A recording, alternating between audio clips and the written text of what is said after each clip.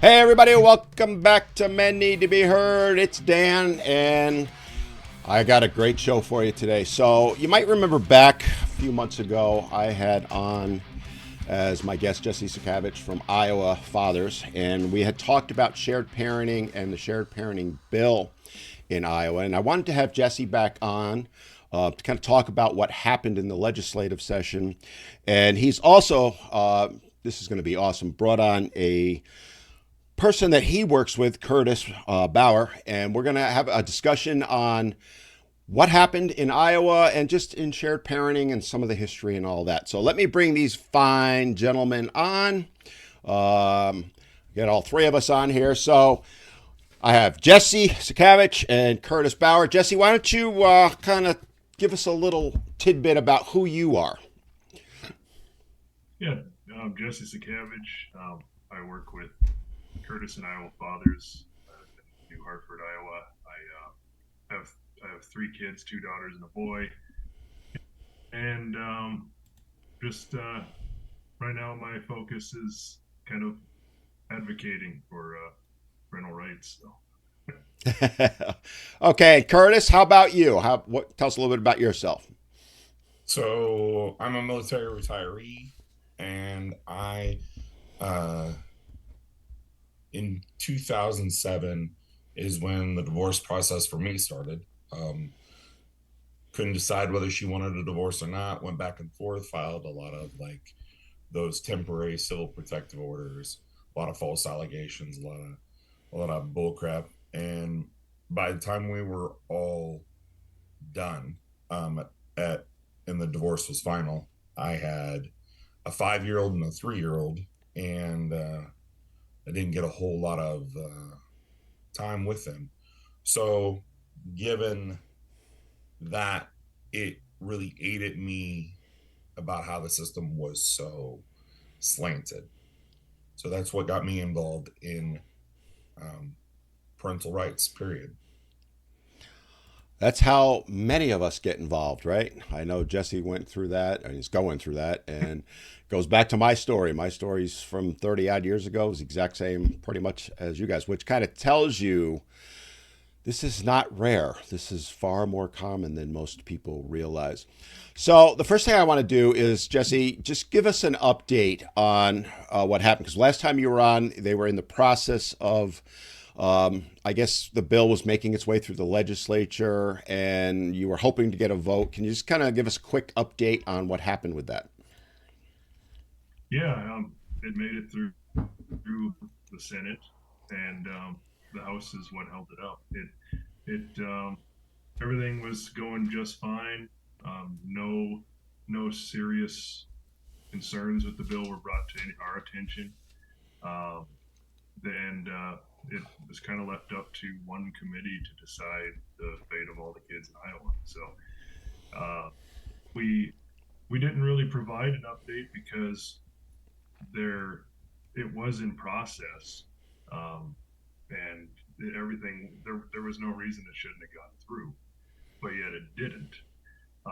Then shortly following it being denied in the House Judiciary Committee, we had a meeting with um, some of the legislature, and we brought. I think it was. I don't remember actually how many guys. Kurtis, was it eight? Um, It was 8 to 10. I know that. yeah, yeah, a whole bunch of guys. More prominent people than even ourselves, and everything went great. And we were told that the legislature is taking this seriously now. Too many people have responded uh, for them to, they certainly ignore it, and they would follow up. We haven't yet had a follow up, but they're 100% right. We had a lot of emails come through, a lot of support, probably more than that there's ever been in Iowa. And I think we got it closer to passing than ever before. Kurtis was pretty instrumental in that. He's our lead lobbyist, the guy on the ground, and it went fantastically. Yet it can be shot down for little to no reason. So that's that's kind of where we're at right now. Is we're waiting to hear, but I don't think that it's acceptable to wait too long for just return correspondence. Let me, a quick question just on that. I don't know how Iowa's legislature works, but most of them, they go into session usually in January. North Carolina, where I'm now, they're wrapping up their legislative session. New York's ends in June. Also, is Iowa similar, or are they year round there? Either one of them. So the legislative session for the first, okay, so we have a General Assembly, which carries two legislative sessions because they're elected once every 2 years. The first session goes 115 days. The second session goes 100 to 105 days. So the second session in the General Assembly is shorter than the first session. So they usually wrap up towards the end of April. Really? That early? Wow.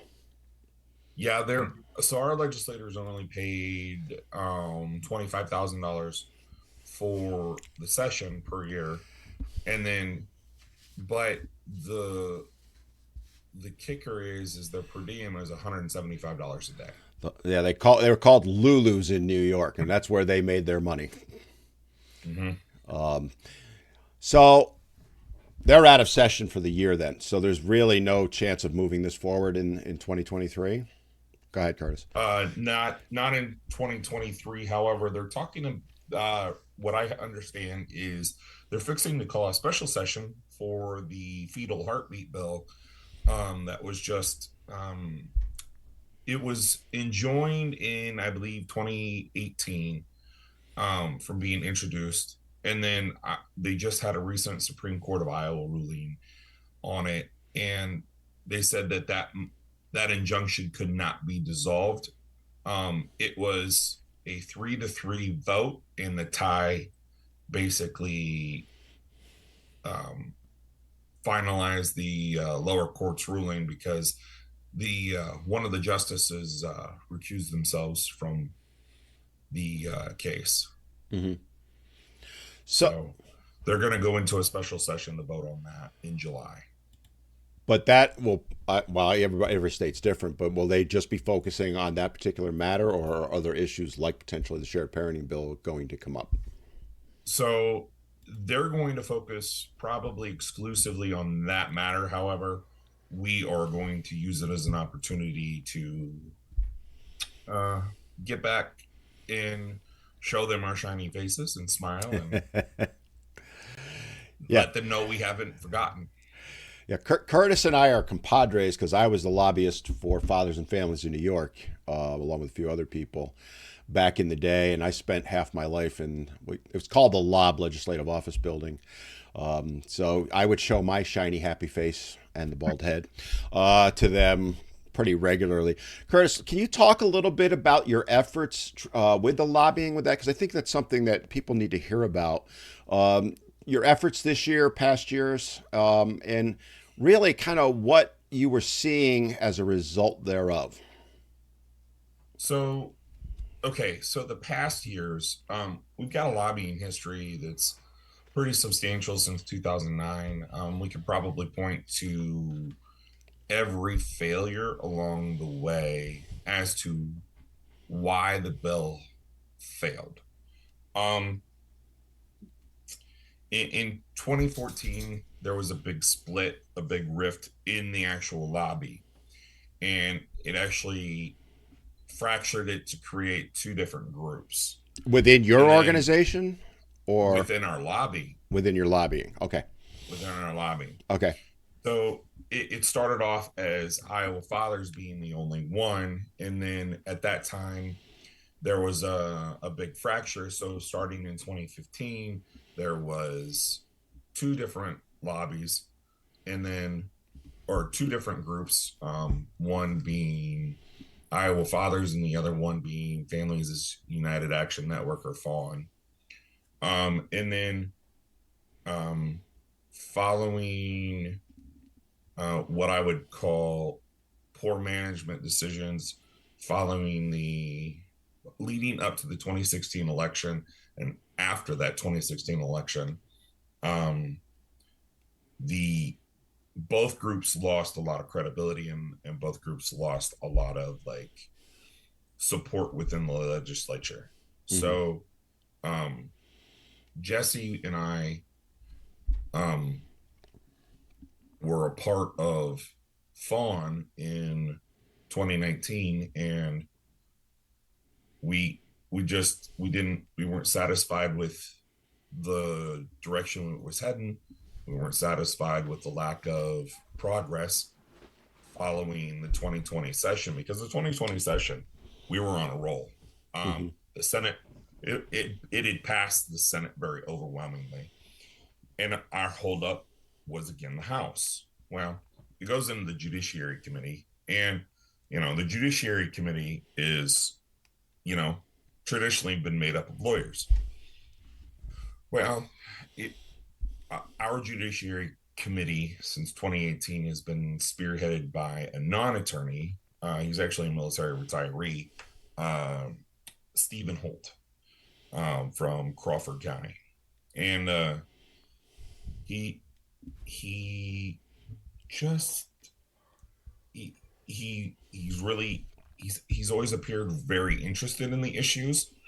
But the problem is, since 2018, there's been little to no progress made on the implementation, and um, we've been struggling to figure out why. Mm-hmm. So that's when Jesse and I um, worked together, and basically we rekindled Iowa Fathers together, and we sought the control and ownership of it, and um, we basically took off. And when we hit the ground running, it was amazing to us that how much stuff had been neglected.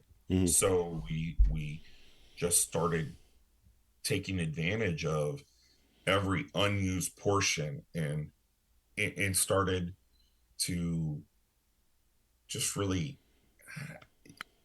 take advantage of all of the things that had been not used, not utilized, not like, I don't want to use the word exploited because I feel like that's the wrong word, but to really bring to the full potential of what could be done with it. Mm-hmm. And Jesse and I, we put in I feel like we didn't put in a whole heck of a lot of work, and we were really making things happen. And it was just amazing to me that, all you had to do was go in, talk to some people, and say, "Hey, what's your issue with it?" And and before long, they were telling you all of their issues with it. I mean, it's mind-boggling sometimes to think that all you got to do is walk in and say, "Hey, what's going on here?" You bring up a very good point. A couple things I just want to mention real quick here. What you're hearing from Kurtis and Jesse is exactly what happened in New York 20 years ago, right? Including different groups having different agendas, getting it close but not over the hump, and really just everything Kurtis said happened to us in the early 2000s. It just shows you things haven't really changed that much. But it also, a key point that I want to make that Kurtis just said is the power of taking the steps of just talking to them. Because the difference between what the men's groups do and the women's groups do, my opinion, is exactly that. The men's groups are a little bit, fractured's not the word I'm going to use. I'm going to use disorganized. I think that's a better way to put it. And they don't coordinate. The women's groups coordinate like crazy. And for every guy lobbying, there's 10 women lobbying. Just a quick point I wanted to make. And a key point to someone that's listening in that might be saying, well, that's Iowa. It's no different it's different in my state. No, it's not. I've heard this from pretty much every state I've ever talked to is the exact same scenario that you see happen over and over again. And I'm going to be blunt about it. It's a large reason why nothing has changed in many states, including, New York is 20 odd years later, nothing's changed. So, Jesse, I just want to throw it to you quick and talk, because Kurtis was sharing what he was doing as far as meeting with people. You've met with people also, or talked with them? Yes? Yep. Yep. I have been down to the Capitol a couple occasions, and especially when we rally, Mm-hmm. everyone we can to go. I don't go down as often as Kurtis. Kurtis will go down there as often as he possibly can. So he'll be a one man show a lot of times. That's one of the things I find to be pretty terrible about how the legislature works is we get even when a meeting is scheduled or a committee scheduled, we'll learn like at 1:30 a.m. the night before for the 8 o'clock meeting. So it makes it really hard for people to get down there. That's why since I was in a similar scenario of it being difficult to get down, I kind of took over the email campaigns and the website and that kind of stuff. And then, working with the group and reporting back. In all honesty, so I, I like a more aggressive approach. So I have to make sure and check with people to kind of keep that in check. 'Cause to me, there's zero excuse. I mean, they haven't told me an excuse, so I kind of want to know, what the heck's going on here. But yeah, meeting with the legislators it was interesting. I basically I found that none of my questions could be answered really, but I think that's like you said, it's experienced in pretty much every state. We have, for example, what was shocking to me is the Ohio bill. The last I heard is that it was struggling, but I don't know the current update. But I believe it's a senator or a House rep. No, it's Representative Rodney Creech. Yep. Rodney Creech. Yeah. Yeah, Rodney Creech was up there on a podium, like as a government official, just shouting truths about 50-50 and dispelling everyone and like to see that wasn't enough. I personally just think there's other things going on behind the scenes. So, but I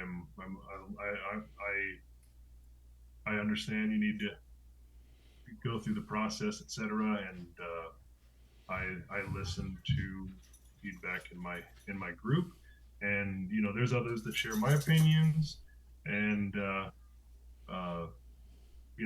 that's the constant struggle, is making sure that we all work together instead of fragment like before. Everyone's always had a different goal in particular, right? Like someone got a protective order on them, they want to hit protective orders. Someone was held in contempt, or their ex-wife wasn't held in contempt, and they want to talk about contempt. But really, with the 50-50 is where the power to 50-50 is where the power is. And that's where pretty much I've concluded that everything negative in family law is attributed just to the fact that we don't have a 50-50 presumption. So trying to keep people focused on that is important.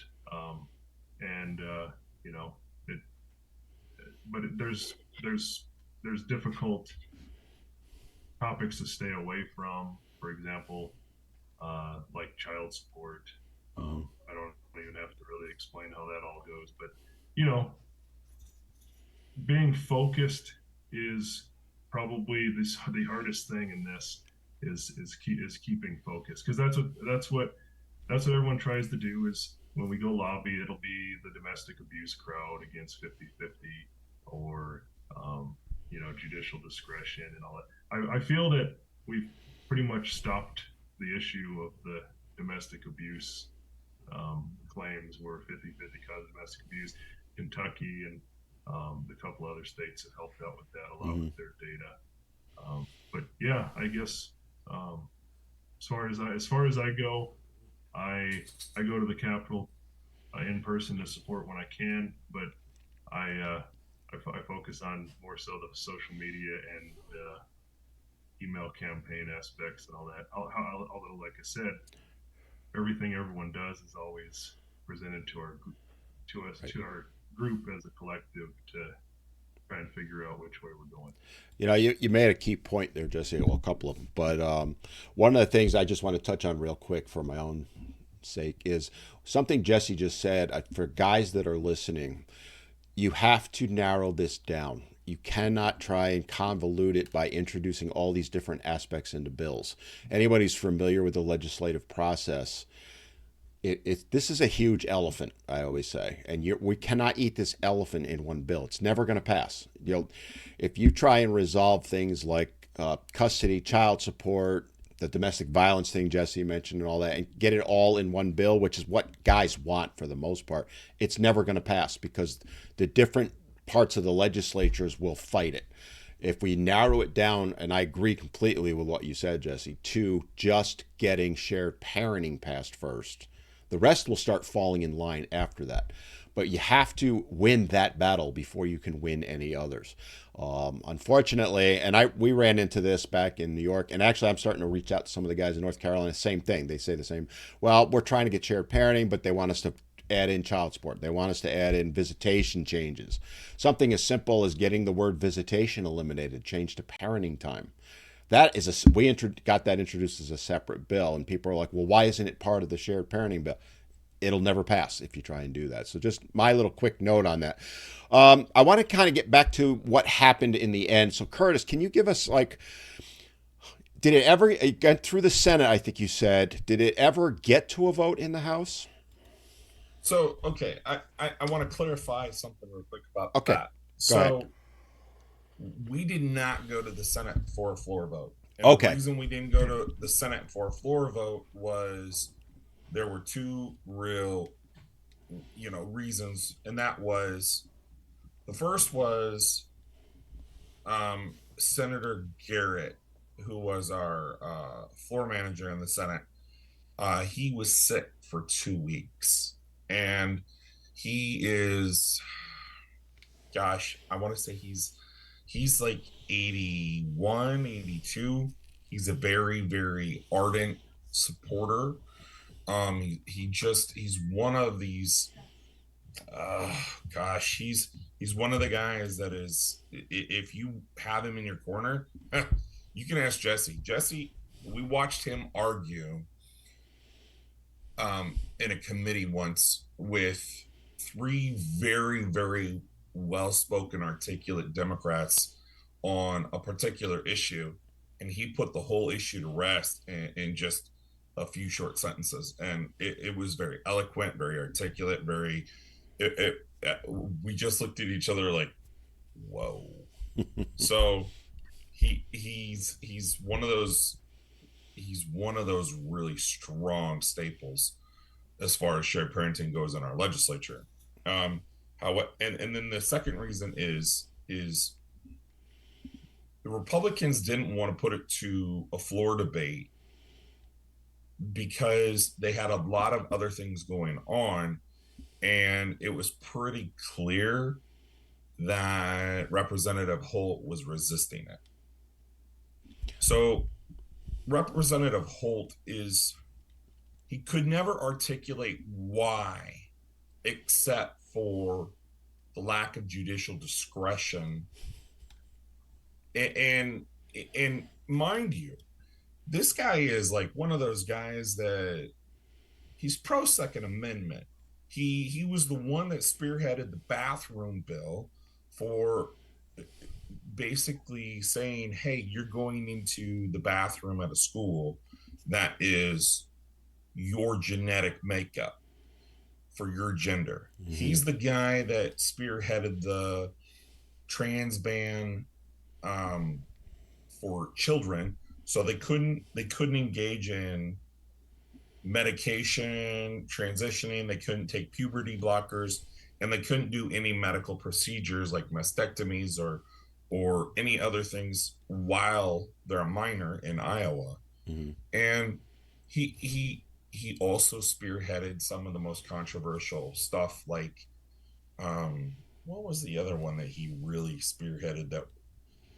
It was the carbon pipeline eminent domain bill. He didn't think that the carbon pipeline should have been used for eminent domain. I mean, he's this like ardent supporter of the Constitution, and he believes in parent rights. Another bill that he spearheaded was the 3 strikes and you're out rule. So if you had a student that just was being really disruptive, that student had 3 strikes, and then they were allowed to be kicked out of the classroom. And he had a podcast with another gentleman, and in that podcast he mentioned that this really needs to go back to the parents too, because we need the parents to institute more discipline.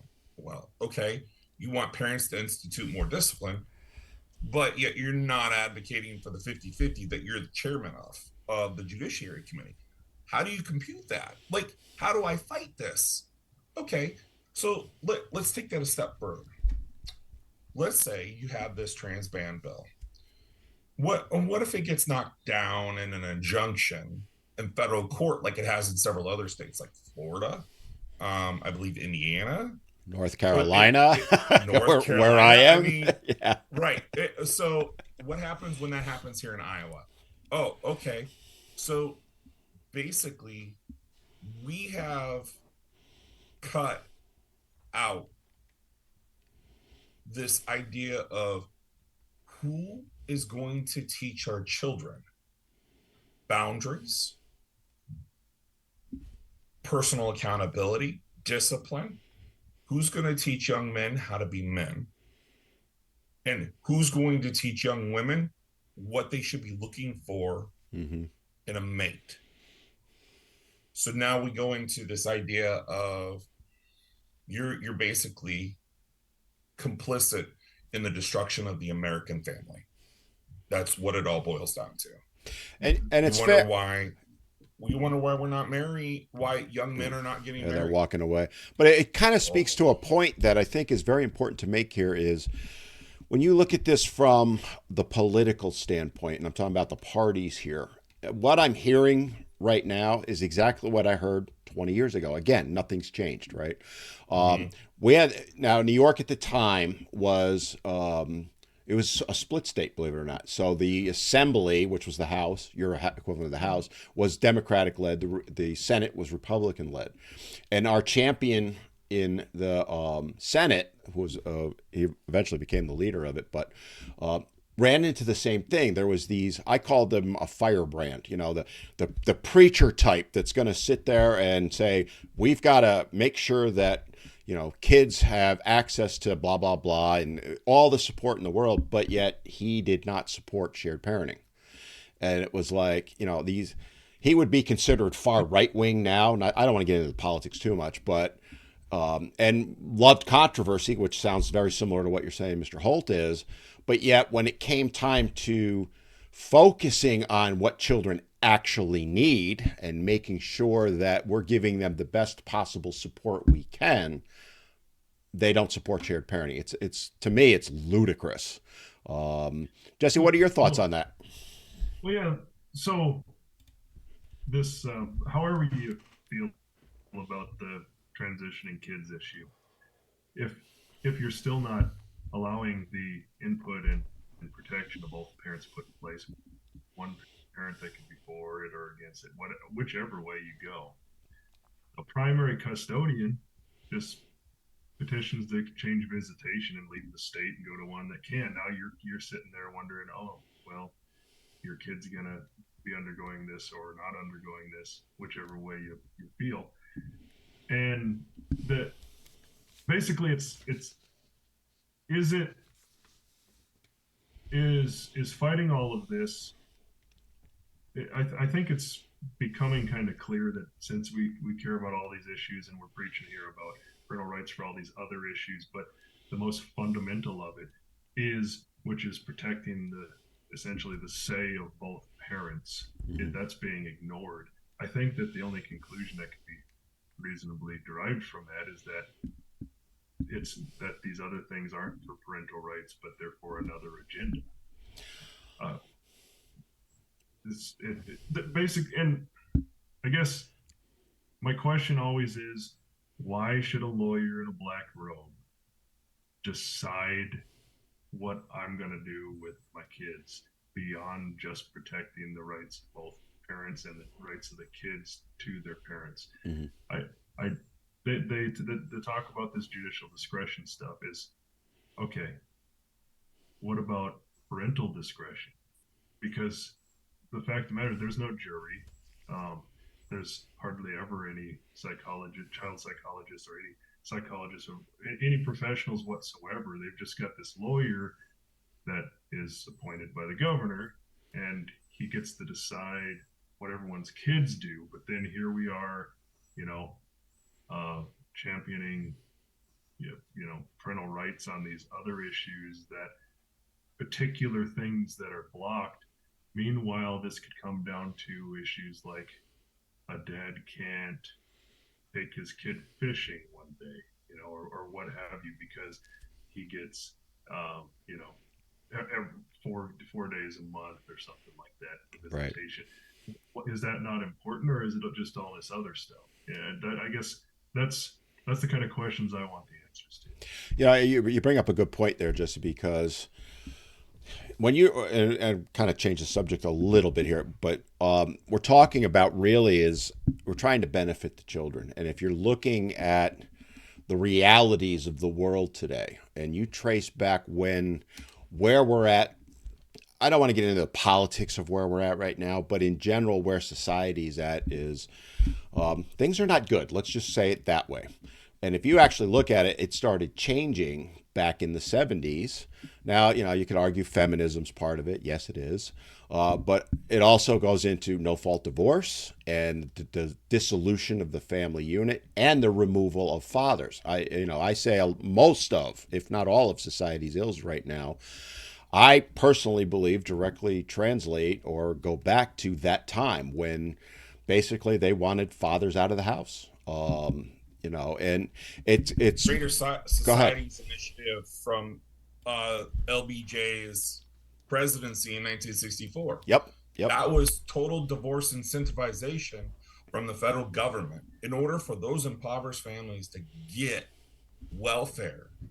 Those parents, those fathers had to up and leave just so their families could get the money that they needed. Right. And then all of a sudden, what happens? Oh, great. Those fathers aren't there to help guide those kids. And then all of a sudden, we've got this self-induced, self-perpetuated welfare state where you've got nobody teaching these kids boundaries. You've got no one teaching these kids how to take initiative. You're basically taking out a natural component of their raising and removing it. Oof.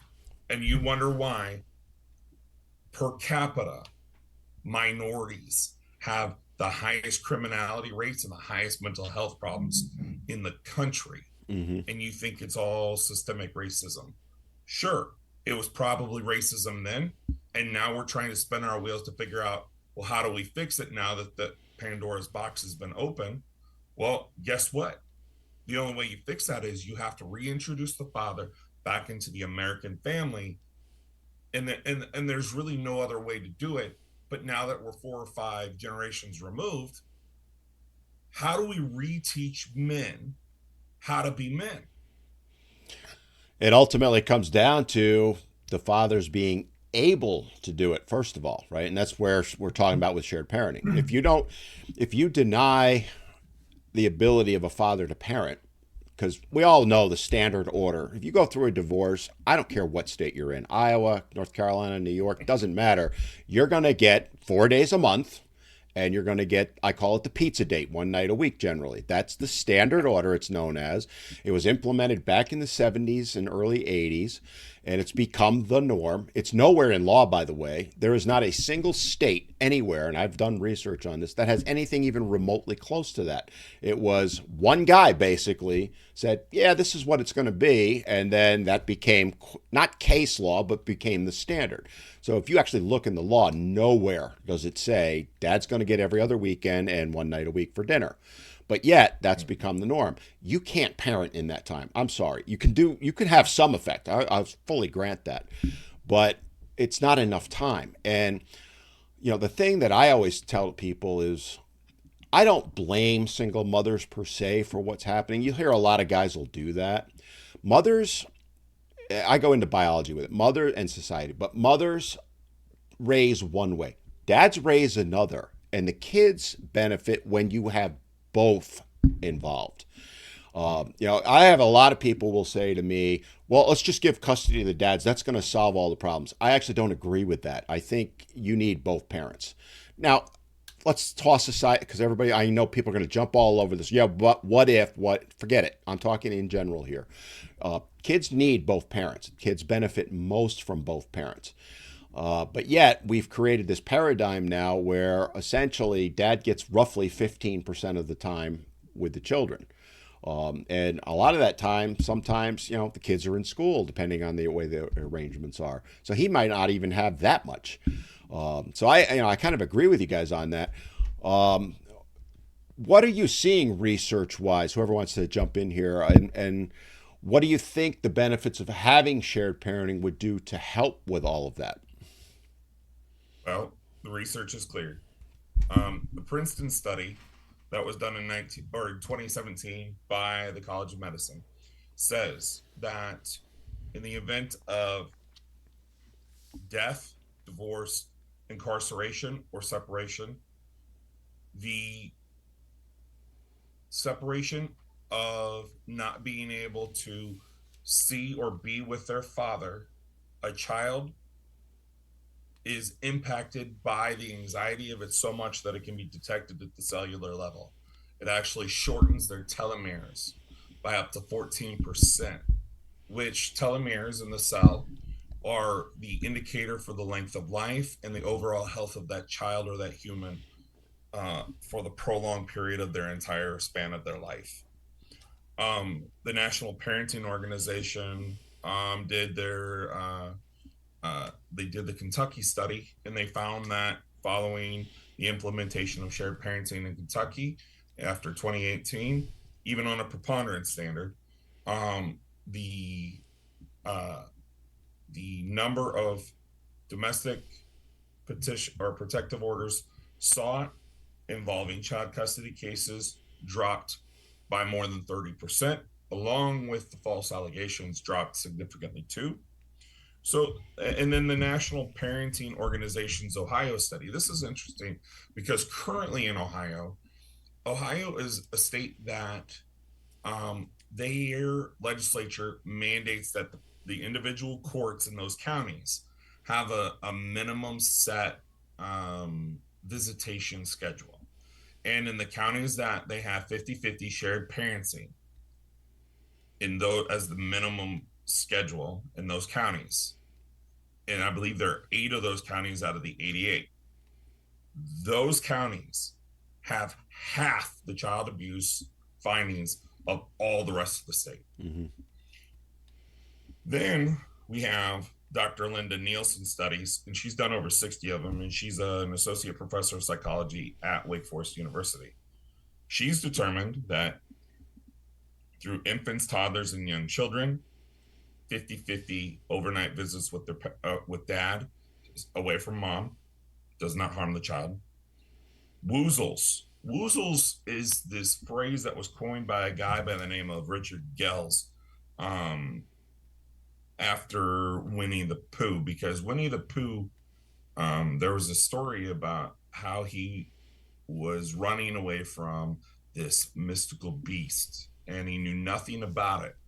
Well, this is often referred to as like the domestic violence effect of false allegations, not really talking in accurate context, and it creates this like fear. And then all of a sudden, once the child realizes that other parent isn't, really that dangerous, they're not dangerous at all. They realize that what they ran into was this big confusing thing that their other parent perpetuated. And then they said, and also in this study, she talks about, does it benefit children most to have shared parenting? And she also goes into parenting research involving parenting conflict. And even in the most conflicted of circumstances between parents, shared parenting is still the most positive for kids because it teaches kids how to deal with conflict resolution, teaches kids what to do and what not to do. Do they get put in the middle sometimes? Absolutely. But you know what? That's also part of the experience of growing up. Um, we don't want to put kids in the middle, sure, but the only way you're going to really learn something is to experience it by observation and then participating in it. And you know, it's kind of like the difference between do as I say and not as I do, or leading by example and not from the rear. Those sorts of mentality. And then the last little bit of research I want to touch on is the 1989 Massachusetts Oh Supreme boy. Court gender bias study. Oh boy, here we go. that damn thing comes up so often. I'm not even joking.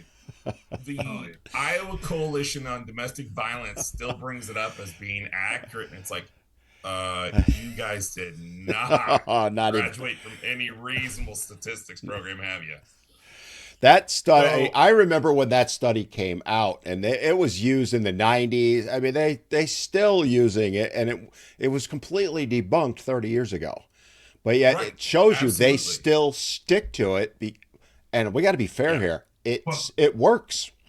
Go ahead, Jesse. but breakingthescience.org, is it, Kurtis? 2005, I believe, talked about Right, how. but don't Yeah. forget Florida State Law Yeah. Review in 1998. Yeah, Those that- two together, yeah. That's that first Florida State debunked it, and but what I just found really interesting is that I just happened upon the Breaking the Science study, and that was in 2005, I believe. And even in 2005, they're talking about like, hey, all of these people are still using this study. Yep. And I'm seeing this, and I honestly just thought it was kind of a little bit funny, to be honest with you. How is it that they can hold on to something that is completely invalid for so long, and then just, destroy the lives of a whole bunch of children using it? Like there's something wrong here. It's, it goes back to, and I won't say who had the original quote, but tell a lie often enough, it becomes the truth. And that's exactly what's happened with that study, even though it's been long debunked. And that's where lobbying is so important. We talk about lobbying and guys are like, well, it's not going to do anything. That study, they're seeing, more likely their aides, but are seeing that study thrown at them over and over again when it regards to shared parenting bills or any type of family law bills. They will, if you're not in there fighting against that, and by fighting, I mean educating, right? Here's that bill. Here's why that, or excuse me, here's that study. Here's why that study's not valid. And you don't go in and be nasty about it. You just educate them. We were doing that 20 years ago. You're doing it now. It's amazing to me how that study was ludicrous, by the way. I mean, I don't want to get too deep into the data on it, but it was basically false.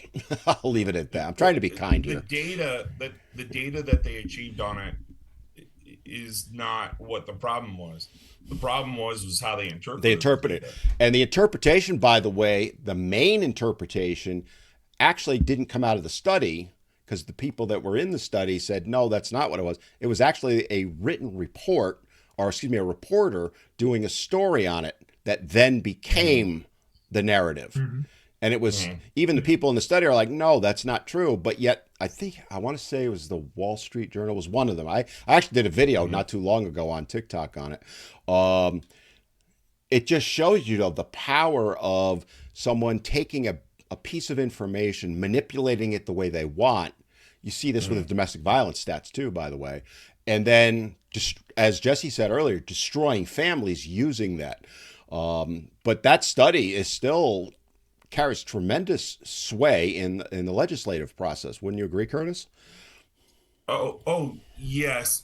But I will tell you, this last session, we were able to effectively destroy the Iowa Coalition of Domestic Violence position on it, as well as the Iowa State Bar Association's position on it. Because here's how it boils down.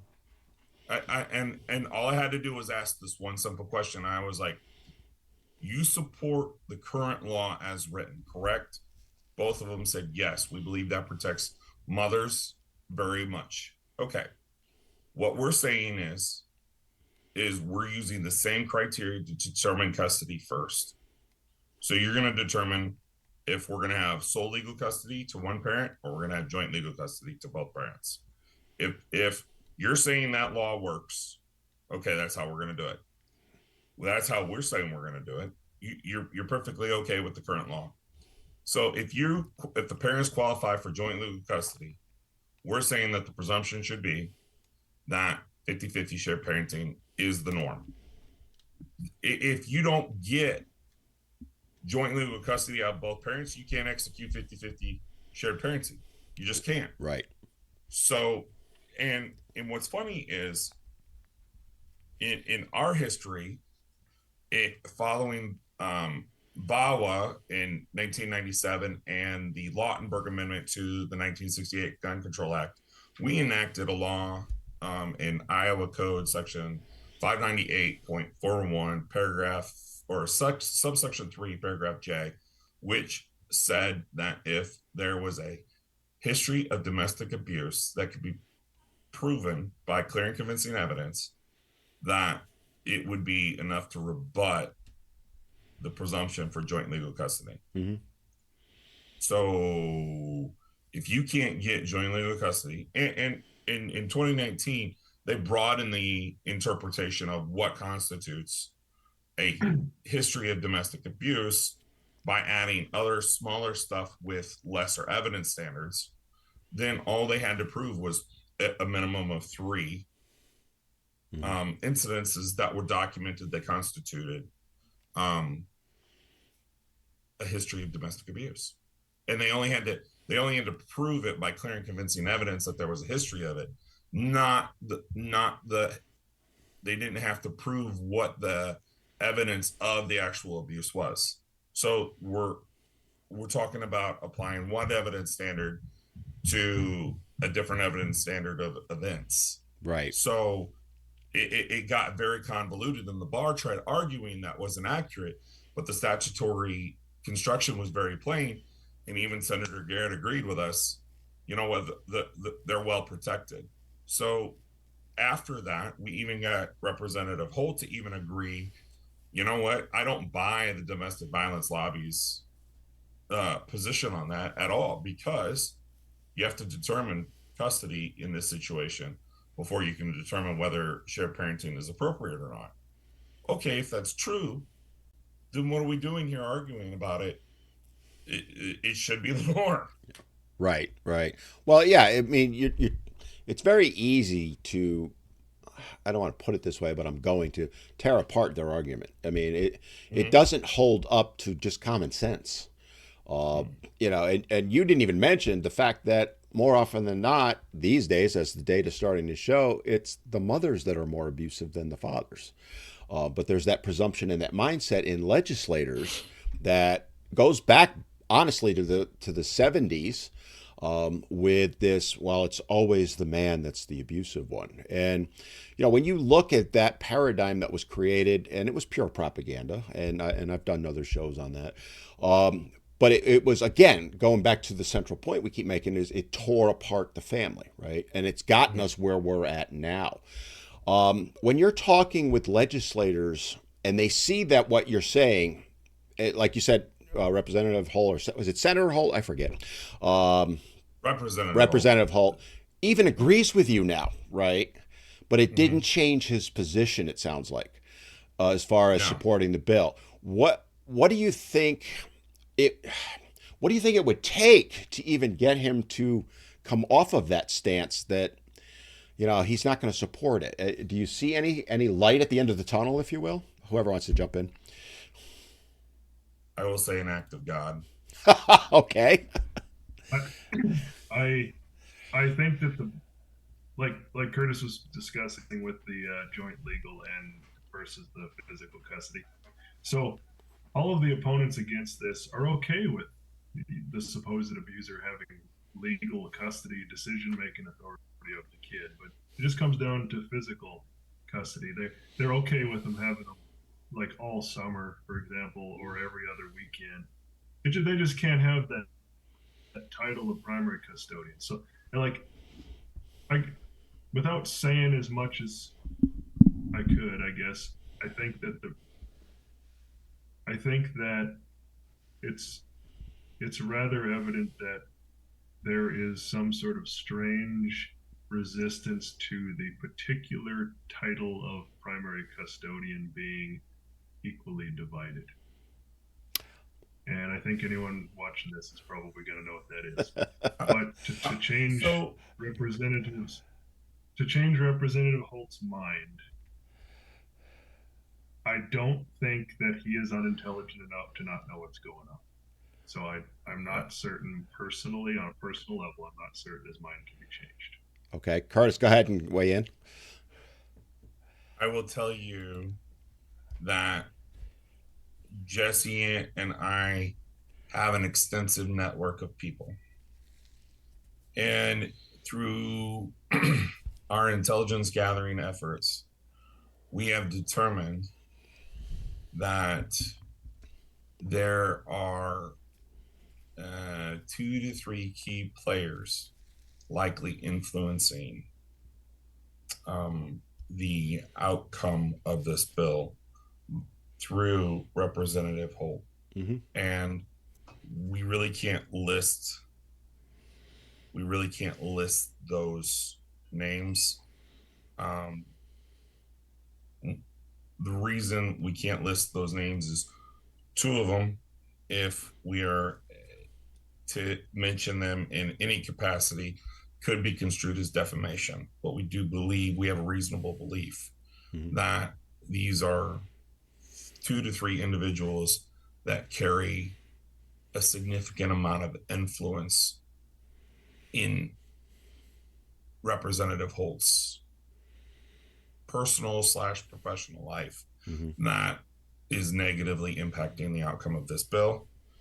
And then it's hard to really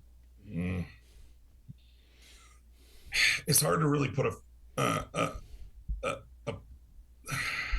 point to other things, but we do believe that the Iowa State Bar Association is heavily influencing him as well. I mean, it's rather easy to point to, the campaign contributions from the Iowa Law PAC to, the chairman of the Judiciary Committee. But the thing is people say, that's common because he's the chairman of the Judiciary Committee.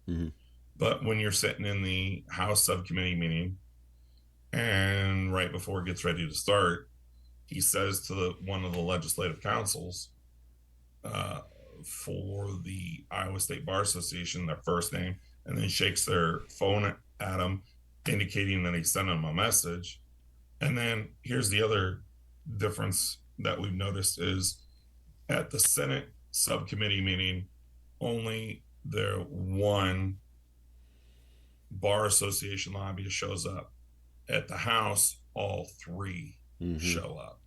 And the third, so you have the 3 show up. So the managing partner of the law firm of the lobbyist, the second in command, who's the guy who's been there for a while and is basically running the show, and then you have the third, who's the associate attorney on the gambit. All 3 of them are there kind of as a show of force.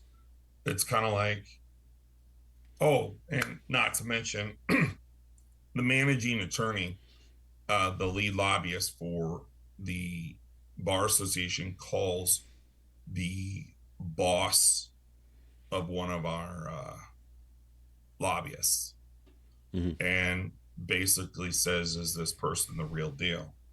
Well, you tell me, is this guy trying to call another attorney to attempt to get this person in trouble? Well, thank God that boss agrees with us, because guess what? Oh man, it could have been like catastrophic or devastating. But following that, we could tell to what lengths the Iowa Bar Association would go to attempt to really debunk a lot of stuff. Yeah. I mean, they've done a lot of personal attacks. Even some of the legislators that are bar members have personally attacked me and Jesse and some other people. And, here's the thing. Is it really worth mentioning? I think it's worth mentioning, but it's not worth defending. Here's Hmm. the thing: the reason I mention it is because, you know, when I'm human, it hurts. Right. Sure, you're gonna tell a lie about me. I don't appreciate it. I don't care if you're I don't care if you're some, like, you know, law graduate and you have a law license, and now you're a representative. I don't care. Don't care. It still hurts the fact that you would lie about me because I'm human. But at the same time, I don't want to waste a whole lot of time in defending anything because I didn't do anything wrong. Right. You know, a couple points I want to make here because I'm having deja vu. I really am Yeah. Yeah. because I saw everything that both Jesse and Kurtis just said. I've been through, right? And I want the audience to kind of listen in right here because some of them are sitting there going, "Yeah, that's Iowa." No, it's not.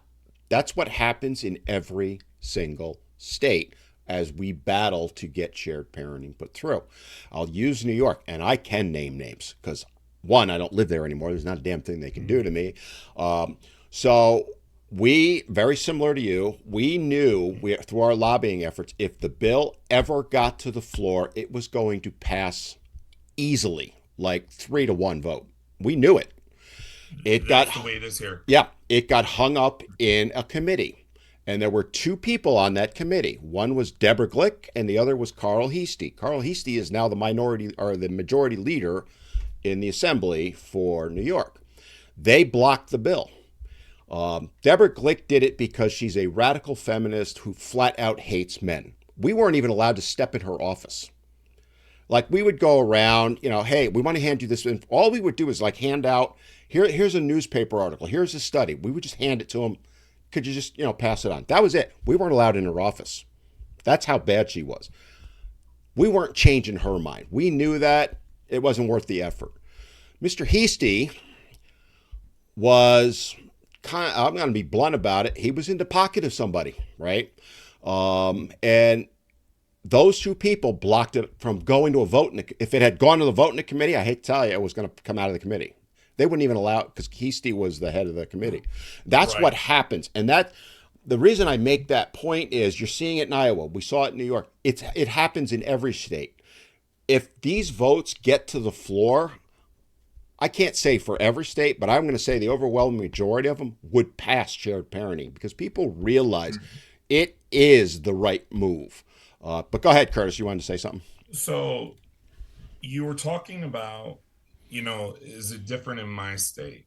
Well, there's this guy, because I'm a military retiree and I'm big into like military strategy. There's this book written by Basil Henry Liddell Hart, and the title of it is Strategy of the Indirect Approach. Mm-hmm. And he goes into B.H. Liddell Hart was a World War I vet. No, yes, World War I vet.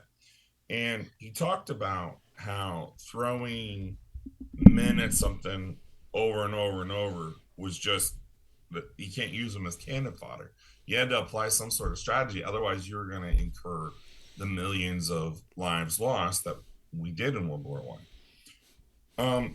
He talked about using the indirect approach, and he was a British guy. He served in World War I. He had this great affinity for um, General Stonewall Jackson.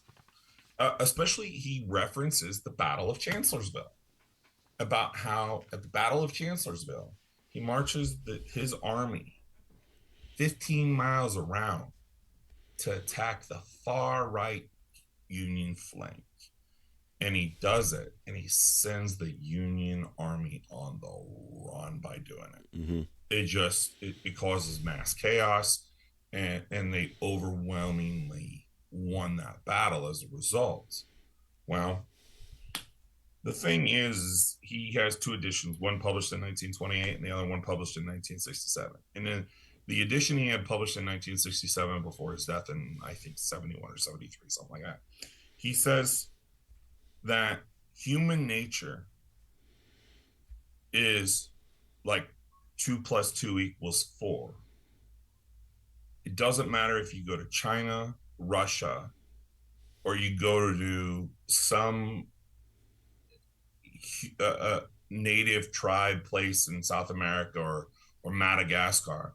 You're not going to change human nature because it's the same no matter where you go. Mhm. So it's very important that everyone understands, yeah, it doesn't matter where you go. There's a reason why the psychology and everything, everyone is the same.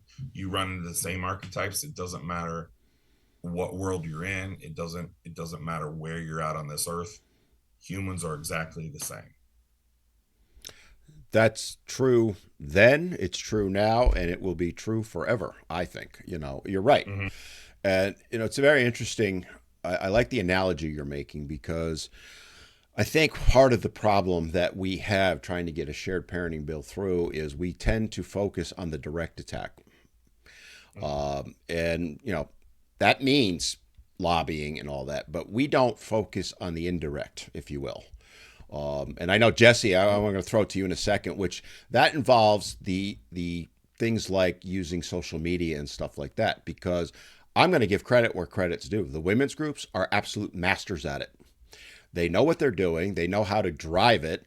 And the men's groups, I'm sorry to say, are nowhere near as effective. So let's just talk about that briefly, Jesse. If you could kind of touch on the social media side of what you guys have been doing, because we talked about the lobbying quite a bit. What are you guys doing for efforts on that part? Well, for the majority of it is just keeping people informed. Iowa Fathers has a Facebook. There's a TikTok as well that hasn't really been too activated yet, but we have been over the last couple years at least, kind of just asking questions, and that's where I kind of went with my personal TikTok. Is I mostly just bring up things for consideration, because the argument, so the direct attack that it the direct on social media with just the general public, the issue with this direct attack at the lobbying, etc., isn't really there because people can see what is being said and they can see when an argument has when they're opposing it for essentially no reason. I think that any uh, you know any fool could see that 50-50 is superior and we should immediately put it in full force and in effect. But when you bring, it doesn't matter on the direct approach what you actually say. Mm-hmm. This research says this, here and here, and then just common sense in general would dictate that you don't just give one parent all of the time with the kids. But then the legislature just doesn't respond, right? They, there's just crickets. Yep. But with social media, when there's people that don't have some whatever agenda that the legislature has, or that the judiciary has, or whoever, you can have the discussions. And then I think what's most important is finding ways to show them that, the same discussion was brought up Mm-hmm. these um, with these legislators and it went nowhere. This cricket, like I think that if social media could, it's difficult to do because when you first go on social media, you'll have opposition, and then well, the first question is how many building followers, building people that are viewing, and then you have some opposition, and then you've got to get them involved, and in general the everyone that's interested in this topic is pretty much kind of um, morally defeated. Mm-hmm. So I, I think social media is definitely important, and I think that it it really needs to show those conversations that are being unaddressed in the legislature. I think when people see that causes some some serious conflict in their minds. I think that that's when we get people wanting to help. Well, that's what you make. You make a great point right there, which is because I'm a believer that the way to get this done is to get the public behind us. If you actually Mm-hmm. go around and ask people, I don't know exact numbers, but I'm going to postulate it would be somewhere around 85% of people would be in favor of shared parenting. I mean, I've talked with people about it. Oh, yeah, that's a great idea. But it doesn't go anywhere legislatively because, as I talked about before, for every one communication they get from those in favor of shared parenting, they're getting 10 from those that are opposed. And oh, by the way, those 10 are really one or two people creating 15 different accounts and blasting out emails and social media. And, the standard tactic that they'll use is they'll put up a post somewhere and then you'll see all these comments below it supporting it. That's actually one person with like 10 accounts doing that. I know what happens because I've actually infiltrated their groups. I'm actually infiltrated in one right now, so I see what's going on. But it also speaks to if you want to change things legislatively, what is the one thing that every politician cares about more than anything else? It's getting reelected. Period. Reelected. Reelected. Period. Right? So unless you put, I'll use the word fear, in the fear of God into them that they might not win their election, they're not going to change their position. And the way to do that is not by bludgeoning them, although that can be a very effective tactic. But really through, if I actually had this conversation with Jesse before, if you can find that one legislator and cause them to lose their election, you will have shared parenting the next year. That's all it would take. The question is, how do you do that, right? And the way you do that is through the social media, educating people. As I said earlier, the women's groups are masters at it. Now, are they saying the truth? In some cases they are, if we're fair, but the majority of the time they're not. What do you guys think? So, my viewpoint is if we could get enough people reaching out to the legislators and scare them, you don't even have to beat them, but if you can scare them into thinking, oh, geez, I might not get reelected, that alone might do it. You just need that one. What do you guys think? Well, Jesse, we have some pretty solid intel, don't we? That this is why is we're holding that. So Dan is Dan seems to be on it right now because I've been through solid. Okay, so we have some very solid intel, knowing that Representative Holtz is going to is likely looking down the barrel of a primary of a very, very strong opponent. And we also know that he's also looking down the barrel, if he happens to prevail in that primary, down a very solid Democrat that doesn't necessarily fit the mold of the rest of the Democratic Party in Iowa. And I'll say this, that the Democrats got desperate and they're tired of Representative Holt. And I'll tell you, we really haven't had anything to do with it. We have just been at the right place at the right time to get the intel, and people are saying to us, we're really targeting Holt. Mm-hmm. And I for all his great qualities, because he's got some really great qualities. He's adopted 4 girls. He's a great stepdad to a boy. He tries to do a lot of great things, but the reality is for everything that he's done that's been great. I just have a hard time with someone saying, "Hey, I'm going to do something for you," and then they don't deliver. And they've been right. And the same guy has been doing it to the lobby, and now probably in over 20 instances for the last 5 years. Mm-hmm. So yeah, this is not a new thing. This is not a new thing, at least not with Representative Holt. I do know that there are people in the past that have attempted to get this through, and so Senator Brad Zahn and Senator Jillian Garrett, to their credit, they have tried to get this through Zahn has been trying to get this through since what, 2012, 2013, Jesse. I mean, I think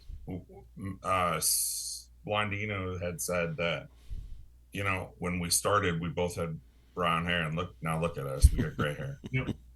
I Um, mentioned that, I think, on the last podcast with Dan. so it's kind of like one of those things where a lot of people are not happy with the Republican Party's politics in Iowa, period. Mm-hmm. And a lot of people are not happy in the Republican Party about the Republican Party's politics because, so Representative Holt kind of represents the far right, Mm-hmm. probably ultra conservative position, and some of the tactics that are used, a lot of those same Republicans quietly lament him and people in his corner. And over the next year or two, I really believe that, based on what we know, there's going to be an upheaval. They're going to try and push all this stuff through, and there's some great things that they want done, but then there are some things that would set us back centuries, in my opinion, that are very draconian. Mm-hmm. And then there's a lot of like laws that they want to institute, and I've even heard of some of the ultra right conservatives in our state legislature want to go to an at-fault divorce again. Take away the no-fault divorce. Yeah, that's an interesting argument. I'm starting to hear more and more in different states, is to reverse Texas no-fault. Has got Yep. has got one that was filed and introduced, and Yep. And again, it's funny because you're talking about the politics. I've seen it on both sides, by the way, right? Oh yeah, absolutely. It's absolutely. The majority of people are somewhere in the middle. They might lean right, they might lean left. As far as family law, I just want to keep it to that. But the majority of people support things like shared parenting. The two extremes don't, on either side. And that's something that people need to understand. For different reasons, but yet for exactly the same reason, in my opinion. It's that ultimate, let's get rid of the fathers because the state gets control and all that. That's one argument. The other side of it is the right tends to think of it as, well, the fathers are abandoning families left and right, and we've got to punish them for doing that. That goes back to the 70s. Guess what? That mindset still exists today. And neither one of them is right, by the way. It wasn't right back then. It isn't right now. But it just kind of speaks to that whole thing. And the way to change things legislatively is to get that group in the middle to work together, right? Every state's different. Like I said, back in the day, New York was split. It's now pretty blue. But I will tell you, point blank, having talked with many of the Democratic representatives, they favor shared parenting. They may not say it publicly because they're going to get hammered by the women's groups if they do, but they support it. Go ahead. That's another interesting point you make, because I'll be honest with you. We have had Democratic legislators tell us that they've had to vote with party lines on these specific issues, and and back alley conversations, they're telling us all the intel that we really need to know. And and a lot of people are like, well, in Iowa, the Republican Party's in control almost exclusively. I mean, it's a super majority in both chambers, and our governor's a Republican. But the thing is when we have certain Republicans who are gatekeeping, and then here's the other thing that really irritates me is this damn arbitration bill. They're trying to literally shove arbitration down our throats, make it a family law thing. Well, the problem I have with arbitration is there's no appeal. You have no right to appeal. And once you agree to do arbitration, you're stuck. Right. Okay. So here's the logic on this. If I can't enter into a prenuptial agreement on how the child custody situation goes for kids that we have in the future, what makes you think that arbitration is actually in the best interest of kids? Hmm. How does that hold? Hmm. And if we're to follow the best interest of the child standard, I don't believe it does. And there's this attorney, her name is Stacey Warren, and she's really pushing arbitration. They want to create a new code chapter called 598D and make it the Uniform Family Child Arbitration Act or whatever. And they're trying to use that as a scapegoat to get out of deciding what we're going to do for shared parenting. And it's like, give me a break. Right. We've already had attorneys weigh in on this saying, hey, this is not the answer. This doesn't answer 50-50 shared parenting. And you're basically narrowing it down to an arbitrator, a paid attorney, to determine the outcome of this case. Hmm. Does Well, not that's my personal issue with the whole arbitration bill. It's like, so we were going for 50-50 because, you know, judges aren't, they're basically, the opinion of a judge gets to destroy a family or abuse children, right? But now there's a proposed solution is that instead of an attorney in a black robe, we're just going to have a regular attorney make those decisions. How Right. does that even affect the change anything? And now you can't appeal. Oh, that isn't that just brilliant?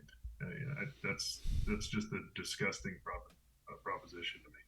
Yeah, it's interesting that that's if you actually look, and it's not just Iowa. In any states, many states, they're looking to do stuff like this, right? And they have various reasons for doing it, but in the end, it's making things worse, if anything.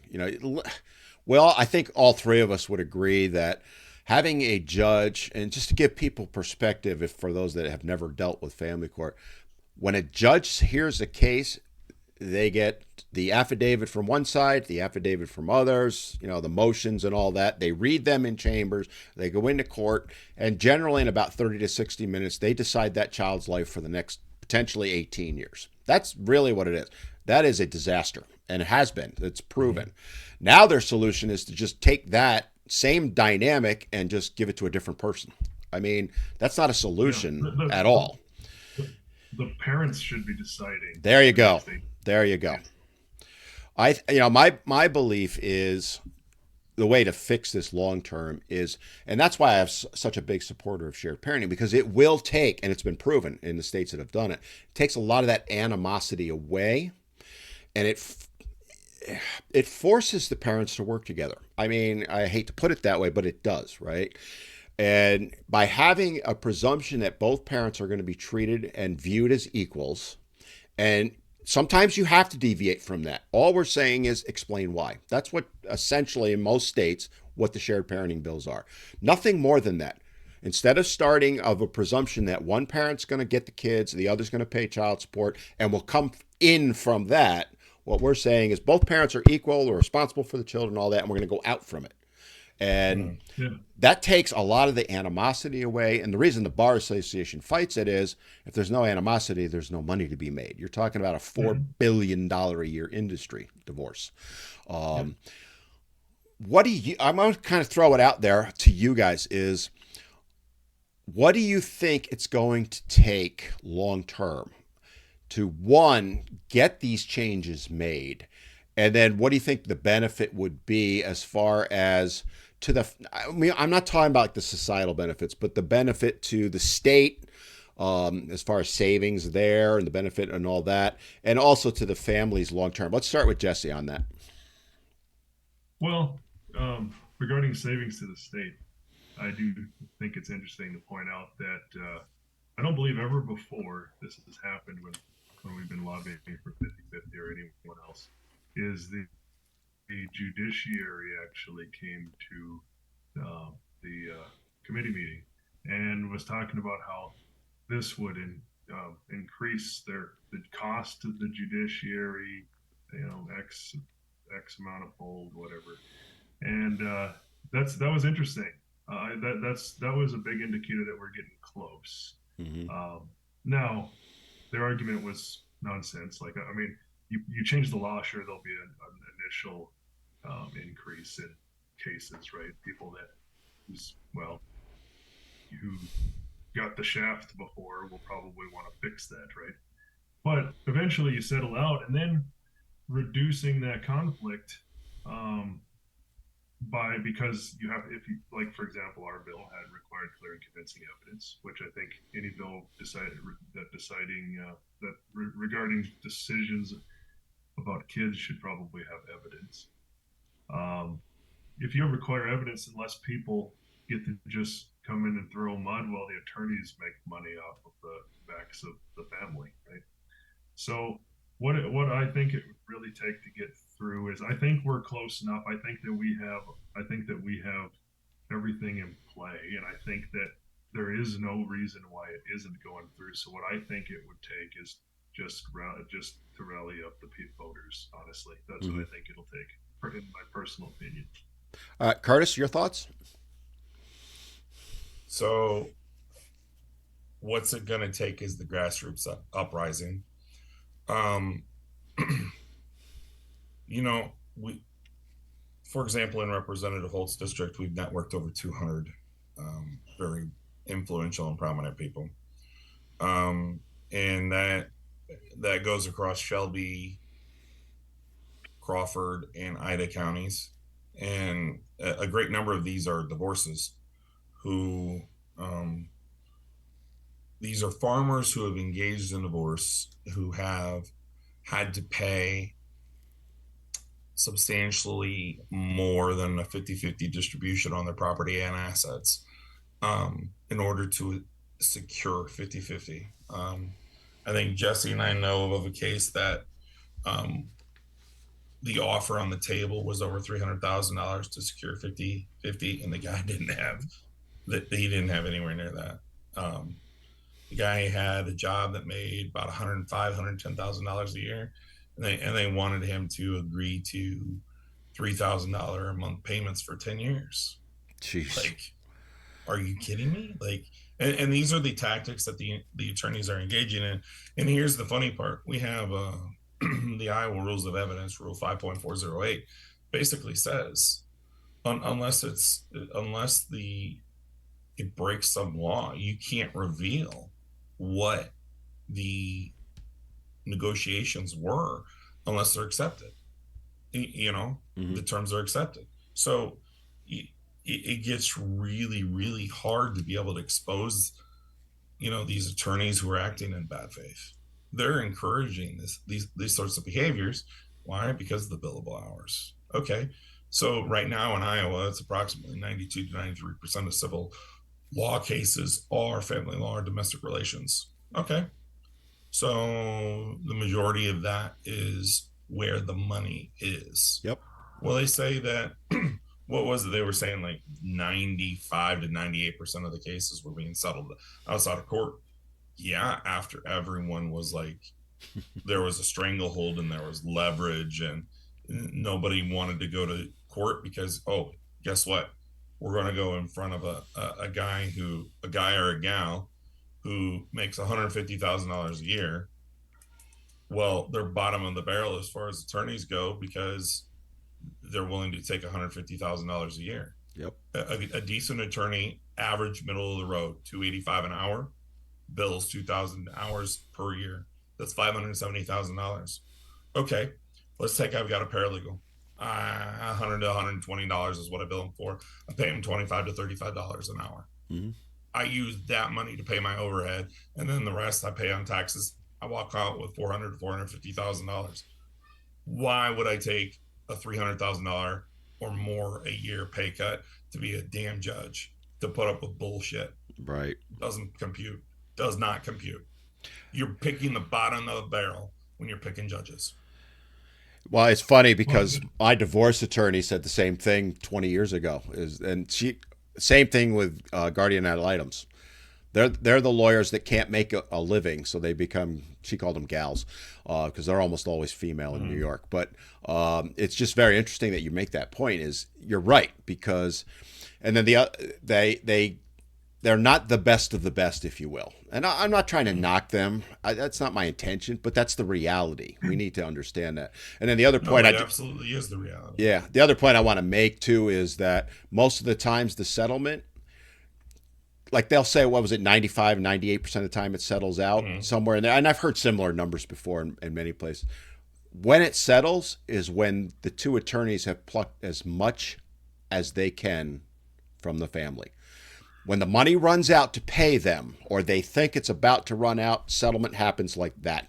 And I've seen it time and time again, and I can't tell you how many divorce attorneys have told me the exact same thing. It's predatory. It's completely predatory. It's disgusting is what it is, in my opinion. I mean, it's because it has nothing to do with the best interest of the children. They hide behind that statement all the time. But that, go ahead. It's funny you should mention that, because we have a social worker that went and discussed this very same thing with Representative Holtz. She went and told him about two attorneys that she believed commonly colluded to run up the billable hours, and then they already had the case already predetermined. Yep. And these two attorneys, opposite ends, are colluding. Like, what? Yep. And the social worker went and pointed it out to Representative Holtz, and to which we see nothing. We've heard nothing, and we met with him last on April 24th.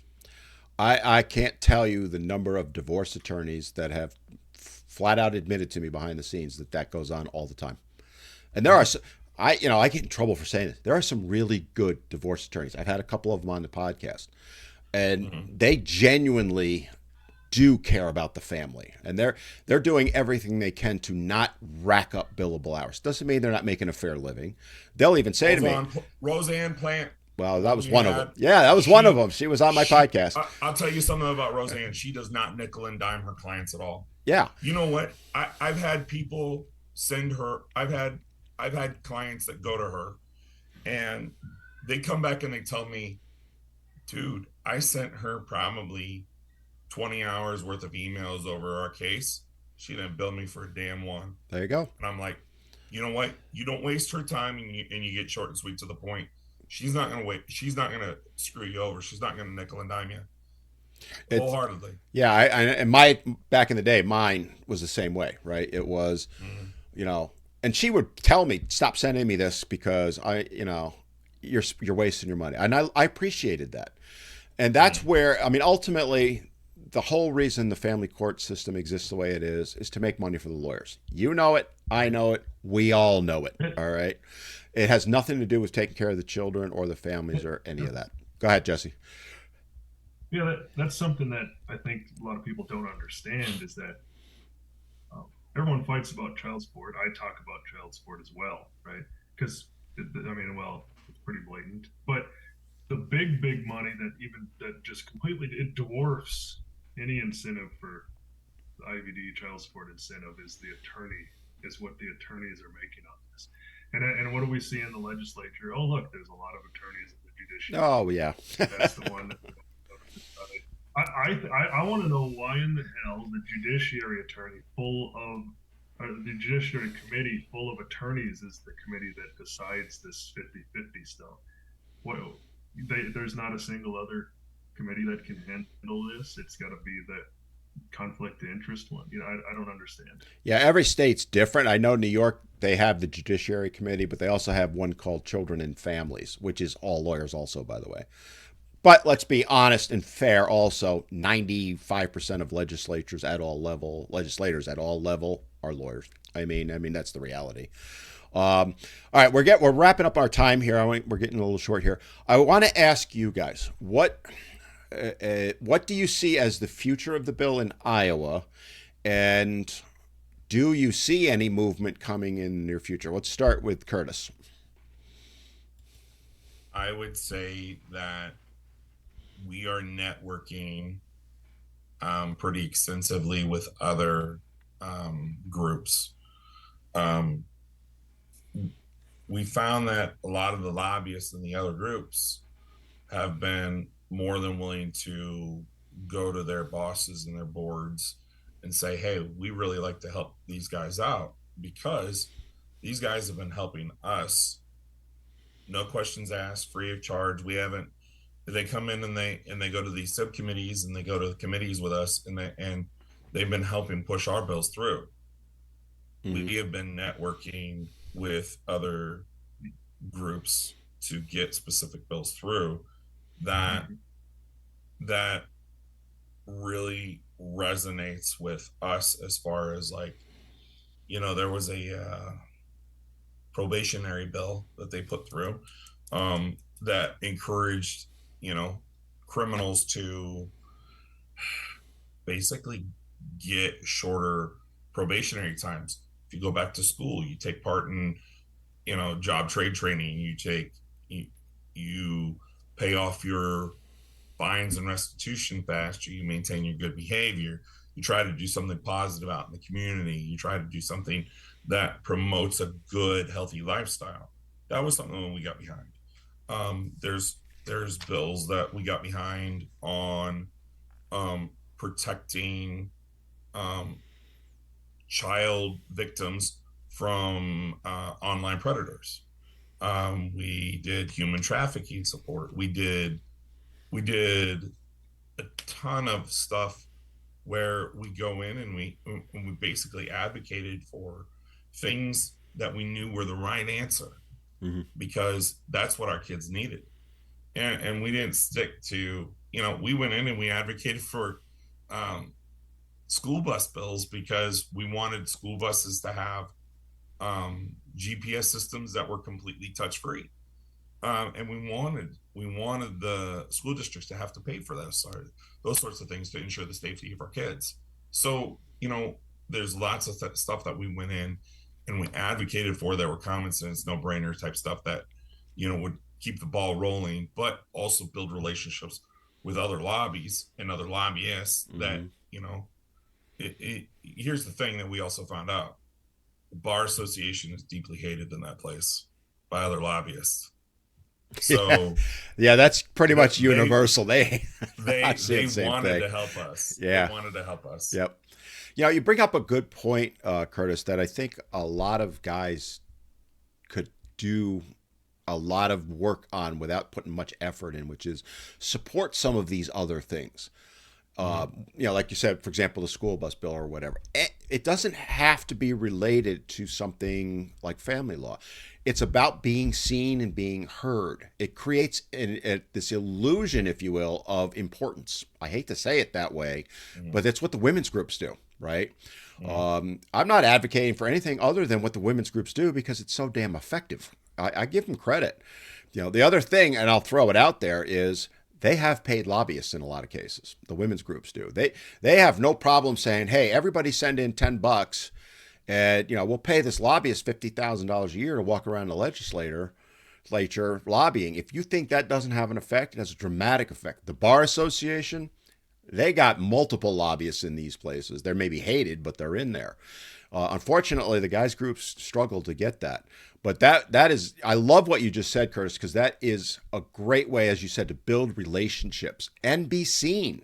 It ultimately it comes down to who does the legislator think has the most power? Who could possibly affect my election? They're terrified of the women's groups. They're not afraid of the men's Mm-hmm. groups.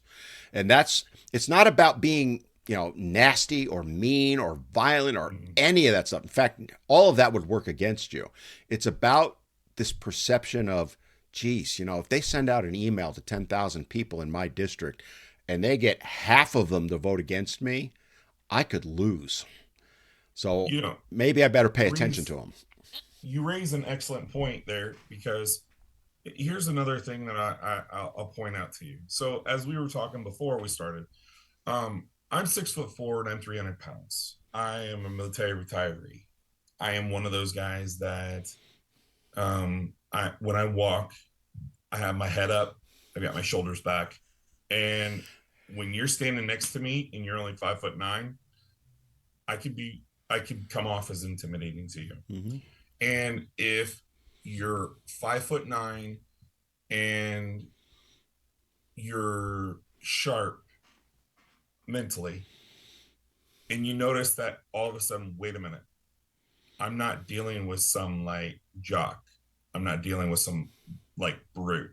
This guy's got a brain. Mm-hmm. And then all of a sudden, that is like the intimidation factor just compounds because I'm male, I'm 6'4", I have this deep voice, and I have this impending presence.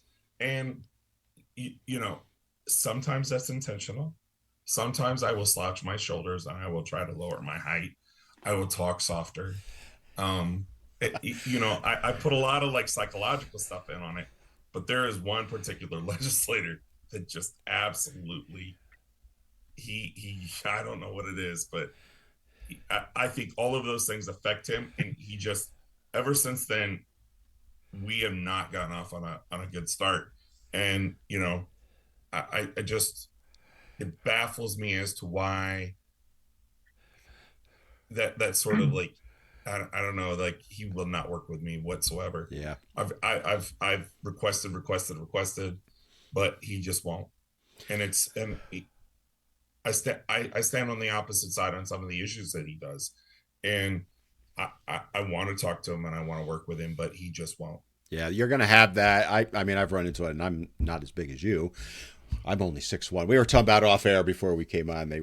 These guys are way taller than I am. I'm the little short one here at 6'1", no less. Jesse, I want you to just kind of chime in with your thoughts on moving forward and what needs to be done or what can be done. Well, the way I see it is there's just a couple guys that are opposing this. We've got more, though. Who we have less governmental power than those people. But to your point, I think the voters is where it's at, and I see this going through eventually. I don't believe that it's, as long as we can get it through the group of people, the small group of people that are opposing it. I think that we will get an overwhelmingly positive vote in either the House or the Senate. I think that it's just going to take getting guys up off their butts and trying to talk to people and sharing stuff on social media, going to the Capitol when they can, sending emails. I don't know why it's always been so difficult to achieve that, but it is changing, and I think that was demonstrated this year. And there's silent opposition that they give us, where they take the indefensible stance against us, and then all they have to do is be quiet. I think that's starting to become less effective, and we're seeing the opposition sweat a lot. Mm-hmm. When it comes down to people, resorting to government officials, resorting to defamation and slander against us, that tells me that we're winning. And I think that we need to keep it up, but not just keep it up, but keep it up. We need to get people to go all in. It is just nothing else to it, in my opinion. Yeah, I mean, that's a key point that you're making there, Jesse, and I want to kind of just jump on it if you don't mind. Guys, you need to take action if you want change, all right? And whether you're in Iowa or anywhere, pick up the phone. I've talked about this I don't know how many times. They're more willing to send emails. Emails are great. Emails carry, let's call it a 1 as far as priority. A phone call is a 5. A personal visit is 100. Okay, it really does make that much of a difference. And if you don't live near your capital, it's irrelevant. Go meet your local representative. All right, they all have local offices. Call them up. Hey, can I come in and talk to you about shared parenting? They're not going to say no. I'll tell you that right now. Some will, but for the majority of them, they'll say yes. Now, are you going to meet with the actual representative? 9 times out of 10, you're not. You're going to get an aide. Guess what? My opinion, the aides have more power than the actual representative. I've seen it, I don't know how many times, okay? You get the right aide in the right position with the right representative, they will change the law. But you're not going to get change, guys, if you don't take action. These guys are fighting for you. They need your help, right? and whether you're in Iowa or anywhere, because my belief is once you get Iowa to pass it, you've got Kansas, you'll start seeing it snowball. It'll go right across the country because the reality is 80% of the population supports shared parenting, and they know it's the right thing to do. The problem is there's not enough noise, if you will, and noise is what's going to bring about change. And I think you guys would agree with me on that, no?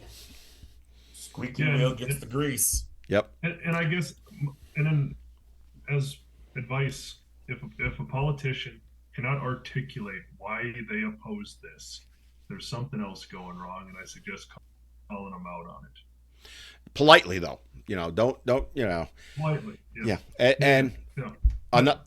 But But they need to be able to tell you why they oppose it, and if they don't, then that's evident that there's something else. And when they're campaigning, go to the events. Just stand there with a sign. I support shared parenting. You'd be shocked the effect that'll have. You don't have to say a word. Mm-hmm. Just stand there like this with a sign. Don't say a word. They'll see you. They'll go, uh-oh, You get enough people doing that, trust me, it'll make change. All right, we've only got a couple more minutes. I want to wrap things up, guys. I want you to kind of share with us, how can people support you, whether they're in Iowa or not? How can they follow you? I'll throw it to Jesse first. Yeah, IowaFathers.org, also on Facebook. They can pay us a visit, send us an email. We are a nonprofit. No one's paid. We do accept donations. We never ask for them. But that's an avenue. If donations we use generally go to advertising the information and just spreading awareness for the most part. But yeah, I think that we just need people willing to spread the message, really. Kurtis, anything you want to add to that?